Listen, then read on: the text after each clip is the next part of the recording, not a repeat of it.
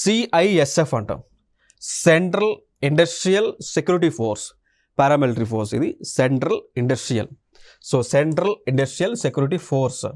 Training centre అనేటువంటిది మనకి తమిళనాడు రాష్ట్రంలో అరక్కోణంలో ఉంది అండి. అయితే దానికి పేరు మార్చి ఏమని పెట్టారు అంటే రాజాదిత్య Chola.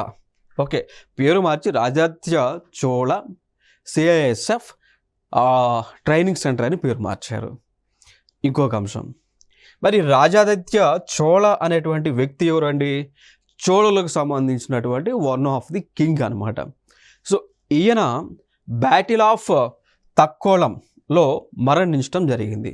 So battle of Takkolam 1949లో సిఈలో క్రీస్తరలో జరగగా దానిలో ఈయన మరణించారు.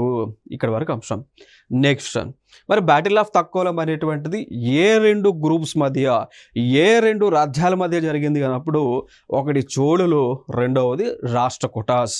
చోళులు రాష్ట్రకూటాస్ మధ్య బ్యాటిల్ ఆఫ్ తక్కోలం అనేటువంటిది జరిగింది.